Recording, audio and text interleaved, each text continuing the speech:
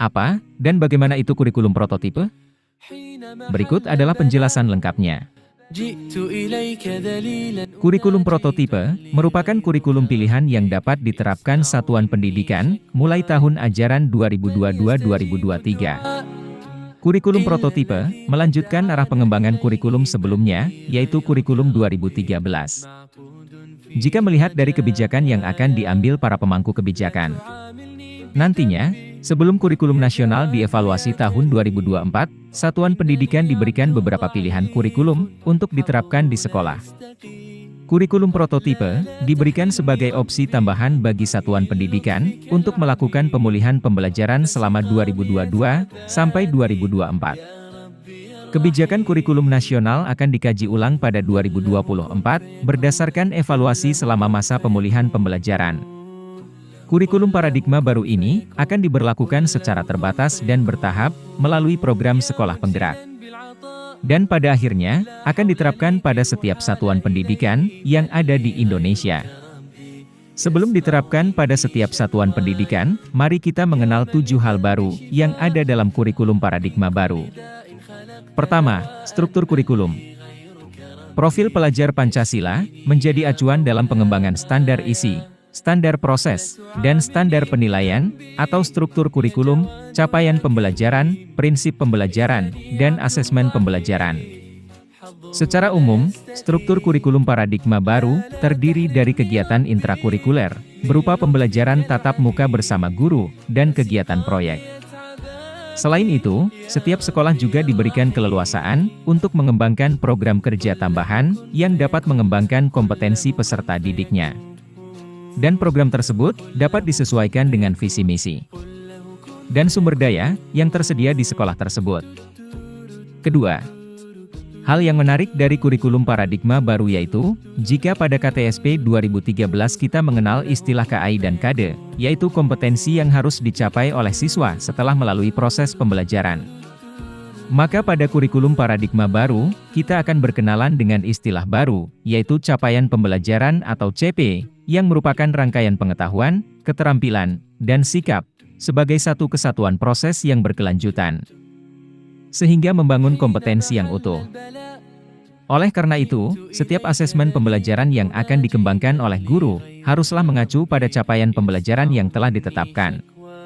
Ketiga, pelaksanaan proses pembelajaran dengan pendekatan tematik, yang selama ini hanya dilakukan pada jenjang SD saja, pada kurikulum baru, diperbolehkan untuk dilakukan pada jenjang pendidikan lainnya. Dengan demikian, pada jenjang SD kelas 4, 5 dan 6, tidak harus menggunakan pendekatan tematik dalam pembelajaran, atau dengan kata lain, sekolah dapat menyelenggarakan pembelajaran berbasis mata pelajaran.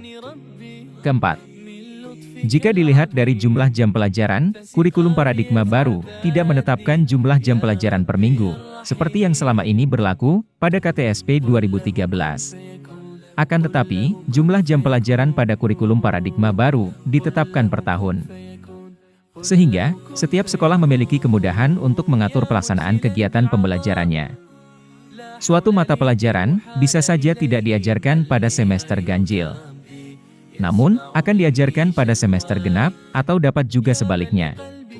Misalnya mata pelajaran IPA di kelas 6, hanya diajarkan pada semester ganjil saja. Sepanjang jam pelajaran per tahunnya terpenuhi, maka tidak menjadi persoalan dan dapat dibenarkan.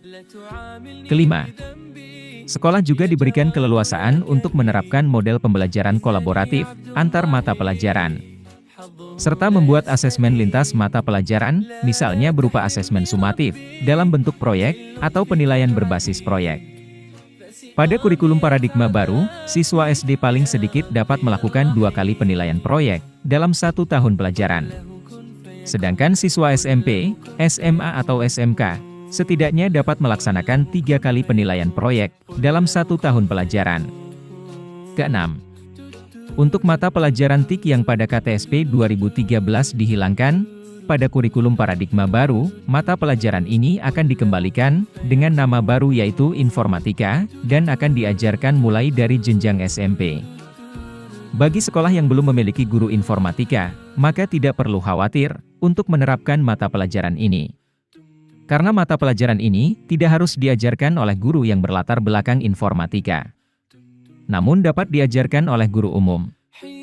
Hal ini disebabkan karena pemerintah melalui Kementerian Pendidikan, Kebudayaan, Riset, dan Teknologi telah mempersiapkan buku pembelajaran informatika yang sangat mudah digunakan dan dipahami oleh pendidik dan peserta didik.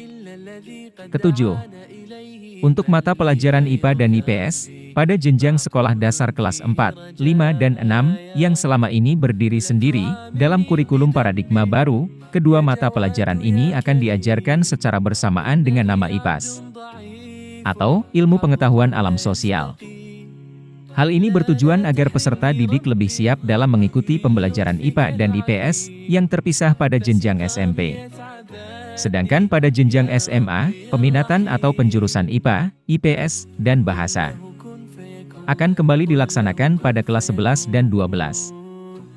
Dalam implementasi kurikulum paradigma baru ini, Kemendikbud-Dikti memberikan sejumlah dukungan kepada pihak sekolah. Kemendikbud-Dikti menyediakan buku guru, modul ajar, ragam asesmen formatif, dan contoh pengembangan kurikulum satuan pendidikan untuk membantu guru dan siswa dalam pelaksanaan pembelajaran. Modul lebih dianjurkan disiapkan oleh guru mata pelajaran masing-masing. Akan tetapi, kalau pada tahap awal guru belum cukup mampu untuk menyusun modul pembelajaran, maka dapat menggunakan modul yang telah disusun oleh Kemendikbud-Dikti.